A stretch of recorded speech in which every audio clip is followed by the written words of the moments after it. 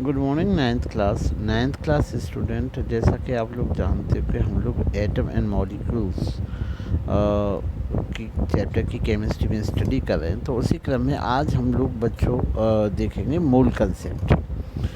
तो सबसे पहले मैं बताना चाहूँगा कि मोल से अभिप्राय क्या है। तो mole is a concept of equality in the terms of number and mass. This concept is related by the mass in any material to the number of the atom, ion और molecules in it। तो जो मोल की जो concept है वो आपके particle की अर्थात मॉलिक्यूल की संख्या और मास के बीच में रिलेशन बताती है।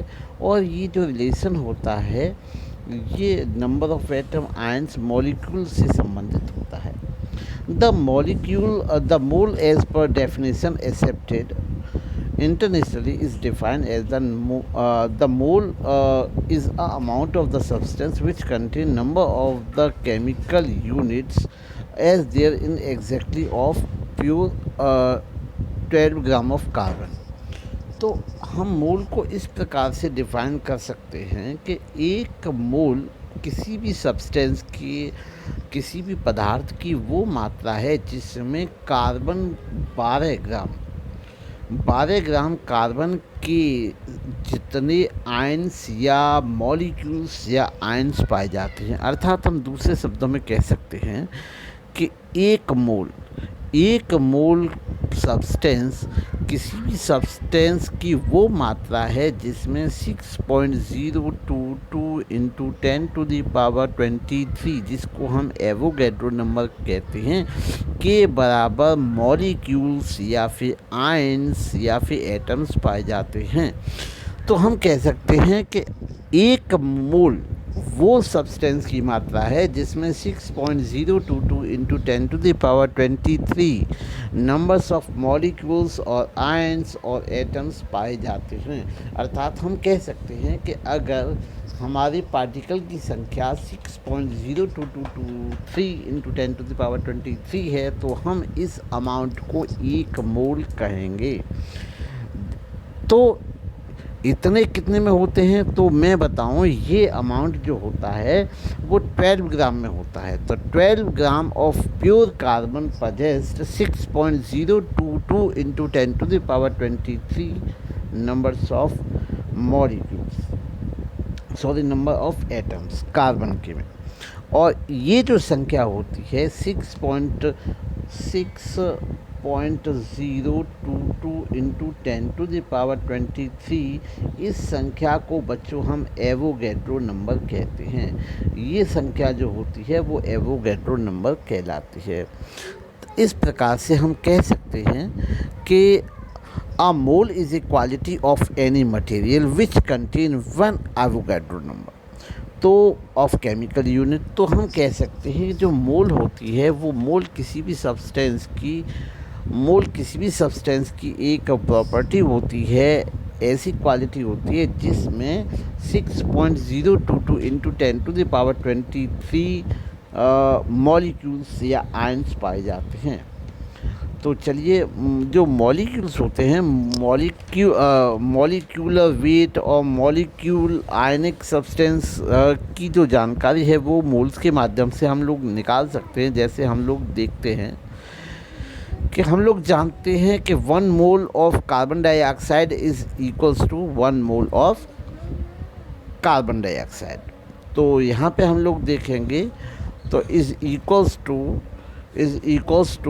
6.023 इंटू 10⁻23 कार्बन डाइऑक्साइड। तो मास ऑफ 6.023 इंटू 10⁻23 इंटू ये, तो ये होता है आपका 44 ग्राम ऑफ कार्बन डाइऑक्साइड। तो 44 gram of carbon dioxide may have 6.0223 into 10⁻23 molecules of carbon. तो 44 ग्राम कार्बन डाइऑक्साइड का जो वेट है इसमें 6.023 इंटू 10⁻23 23 मॉलिक्यूल्स पाए जाएंगे, तो अर्थात हम कह सकते हैं कि जो 44 ग्राम है, 44 ग्राम कार्बन डाइऑक्साइड की जो मात्रा है वो 1 मोल है। चलिए आगे हम लोग देखते हैं ग्राम एटॉमिक मास। ग्राम एटॉमिक मास जो टर्म है ये आपका ग्राम एटम से लिया गया है। Gram molecules mass and gram ionic mass were used to represent the mass of one Avogadro number molecules ion and respectively. तो जो मास नंबर है या ग्राम आयनिक मास है वो रिप्रेजेंट किया जाता है एक एवोगैड्रो नंबर के एटम को के मास को रिप्रेजेंट करने के लिए। The terms are no longer use. तो इस प्रकार से ये जो टर्म्स है वो इसका ज़्यादा लंबे समय तक इस्तेमाल नहीं हुआ। The term which is used for representing one Avogadro number is chemically unit is called 1 मोल। तो एक एवोगैड्रो को रिप्रेजेंट करने के लिए जिस यूनिट का इस्तेमाल किया जाता है उसको हम लोग कहते हैं मोल। इसको कहते हैं मोल। तो 1 मोल इज़ इक्वल्स टू हम कह सकते हैं 1 ग्राम एटम।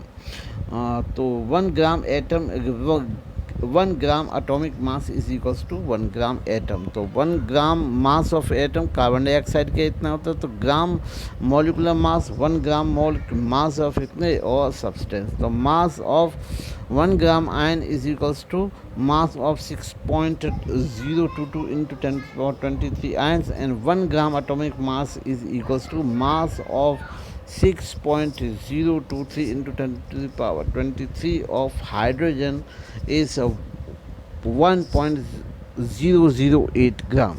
तो इस प्रकार से हम लोग ग्राम एटॉमिक मास निकाल सकते हैं। यहाँ पर मैं बताना चाहूँगा कि बच्चे नोट करें कि please note that the text 1 is use mole and when use is mole is denoted by 1 मोल। जब हम MOL अगर हम किसी भी टेक्स्ट में हम लोग को मोल MOLE का इस्तेमाल करते हैं, एक का इस्तेमाल करते हैं, तो वहाँ पे हम लोग मोल का इस्तेमाल करते हैं MOLE।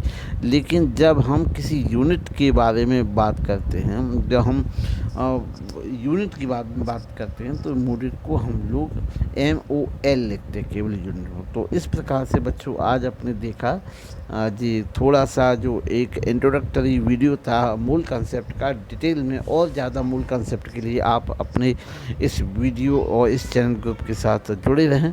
आने वाली वीडियो में और भी जो इससे संबंधित जो प्रॉब्लम्स होंगी, जो न्यूमेरिकल्स होंगे, वो हम लोग सीखेंगे। Thank you.